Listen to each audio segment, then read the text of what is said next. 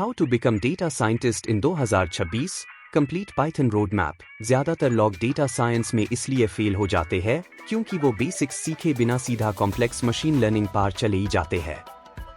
आप ये गलती बिल्कुल मत करना। अगर आप बुनियाद के बिना घर बनाएंगे तो वो गिर जाएगा और आपके कोडिंग करियर के साथ भी बिल्कुल ऐसा हाई होता है। स्टेप 1 है पाइथन फंडामेंटल्स पर ग्रिप मजबूत करना। आपको कोई कंप्यूटर साइंस का जीनियस बनने की जरूरत नहीं है, लेकिन आपको वेरिएबल्स, लूप्स, डेटा टाइप्स और फंक्शंस की अच्छी समझ होनी चाहिए। जब आप बेसिक कोड लिखना सीख लें तो डेटा स्ट्रक्चर्स और एल्गोरिदम्स पर मूव करें। अरेज, लिंक्ड लिस्ट्स और सॉर्टिंग एल्गोरिदम्स को अच्छे से समझें क्योंकि यही लॉजिक तय करता है कि आपकी डेटा पाइपलाइंस कितनी एफिशिएंटली चलेंगी। अगर आपका कोड यहाँ स्लो होगा तो आपका पूरा एआई सिस्टम बाद में लैग करेगा। जब आपका कोर लॉजिक बेहतर हो जाए तो सीधा स्टेप 2 पर आइए जहाँ कोर लाइब्रेरीज आती है।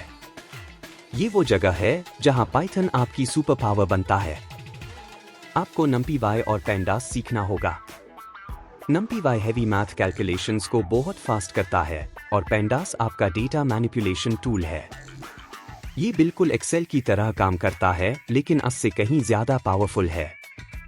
आप इसका इस्तेमाल गंदे डेटा को साफ करने और बैड इंफॉर्मेशन को निकलने के लिए करेंगे। वहां से आप स्टेप 3 पा जाएंगे, जो है डेटा विजुअलाइजेशन और स्टैटिस्टिक्स। आप सिर्फ नंबर्स को देखकर कुछ समझ नहीं सकते, आपको उन्हें विजुअल फॉर्म में देखना पड़ेगा। मैटप्लॉटलिब और सीबॉर्न जैसी लाइब्रेरीज का इस्तेमाल करके ग्राफ्स बनाएं और हिडन पैटर्न्स को स्पॉट करें।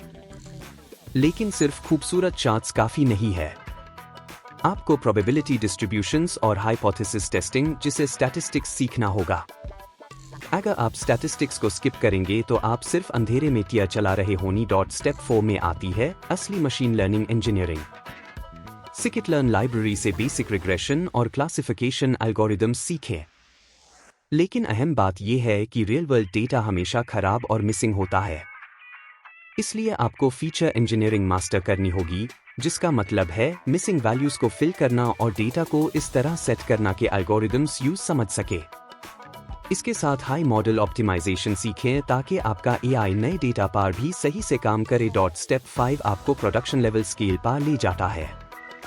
इमेजेस और टेक्स्ट जैसे डेटा के लिए आपको डीप लर्निंग और नेचुरल लैंग्वेज प्रोसेसिंग सीखनी होगी, जिसके लिए PyTorch या TensorFlow का इस्तेमाल होता है।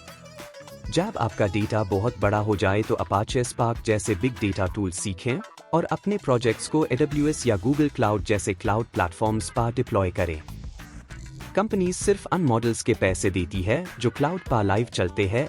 लास्ट स्टेप एक जूनियर कोडर और एलीट इंजीनियर के बीच का फर्क है, और वो है MLOps और डिप्लॉयमेंट। डॉकर का इस्तेमाल करके अपनी एप्लीकेशंस को कंटेनराइज करना सीखें ताकि वो हर सिस्टम पर सही चले।